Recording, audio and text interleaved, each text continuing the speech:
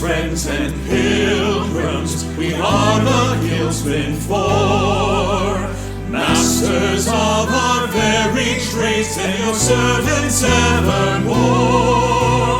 I am a carpenter of great renown, and I craft tapestry. I weave the finest clothes and cloths. My colors bring men to their knees. We join the faithful pilgrimage to the site of the saints' demise. But I must point out, you have misspoke. We are the Guildsmen 5. I make hats. We are the Guildsmen 4, therefore watch us next door. On our way to Canterbury, repenting of our pride, we sense the black death close behind us. Feel the wrath of the Lord die is what we dread. All of us dead. No more Guildsmen 4.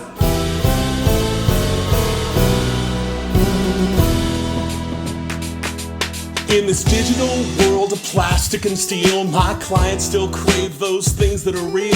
My necessary legendary skills are still in vogue, though ancient as the hills, they fill a corollary hole. The hoi polloi or void of joy, they list and twist and land, existing in hysteric mist. Resistance all but dead, chomping madly, gladly at the artistry I ply. I provide a lie of comfort, a discretionary high. With a little daub and waddle on the walls of their plague homes, they feel a little richer as they waste away to bones. It's ministry for me, you see, a service I provide, and I reuse the materials once the family's died. Oh, we are the Guildsmen 4, therefore watch us next door. Dress to impress, we must confess, we have nothing to hide. We represent our trades beside, we are a credit to our craft. Despite our faith, it is a shame There's only us for left.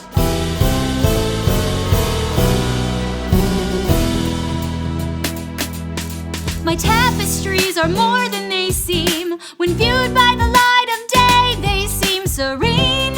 But when the final light's extinguished and the sinewed grip of night flexes its cold hand, then another vision manifests, not quite so mundane, but a chilling scene of horror to drive you insane. I've been particularly meticulous for the pious bourgeoisie. Each tapestry you see has another underneath. I've doubled every stitch with a radiated thread that glows at night, and at the sight the yokels fill with dread. This once pastoral scene of floral dream haunts every act. They're so desperate for respite, they pay me to take it back. Oh, we are the Guildsmen 4, therefore watch us next door. We're pillars of community that stem the rising tide of the lawless, godless, hopeless mob that hates our way of life. Oh Lord, guide us, or just hide us, For Guildsmen will survive.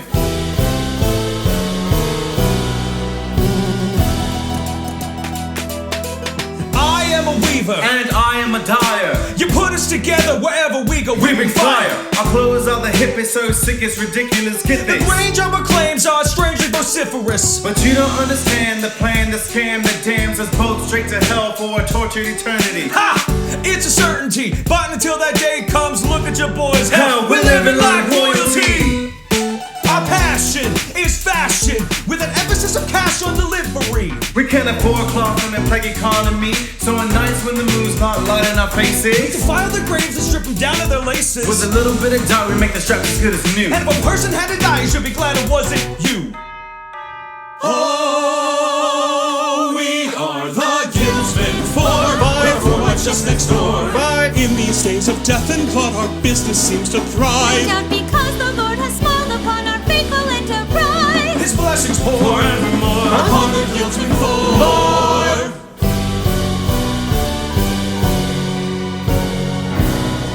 So here is a thing that I don't understand. Actually, there are a lot of things that I don't understand, but I'll try to stick to the one in front of me. My 4 brothers in arms seem to not know that I'm here, but I mean, obviously I'm here. You can see me, can't you? Hello? Testing. 1, 2, 3.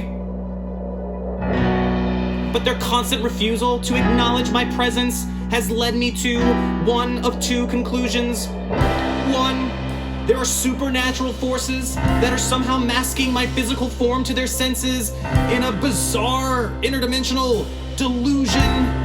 Or 2, these guys are just being dicks. Yeah, I'm gonna go with the dick thing. I've traveled far and wide with them, our lives so intertwined. Business has been tough for me, somehow they're doing fine. I take my hats out on the road, I place them in the stores.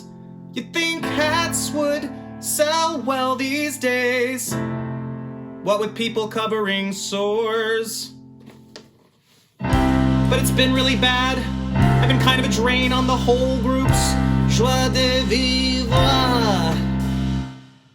But they don't have to be so rude and so crass to my lovely wife and me.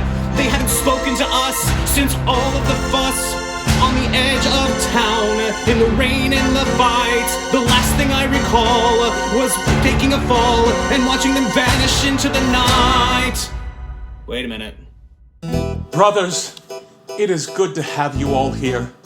But we would be remiss if we did not solemnly remember those who have given the ultimate sacrifice so that we may be together. Let us pause for a moment of silence for our brother, the Hatmaker, and his dear wife, Mrs. Hatmaker, who simultaneously fell off their horses in the rain outside of town. The precise location of which we don't actually recall. And who both hit their heads on rocks before our dear brother's pistol misfired, striking both of them in the head. With different bullets. Accidentally. To Providence! Providence!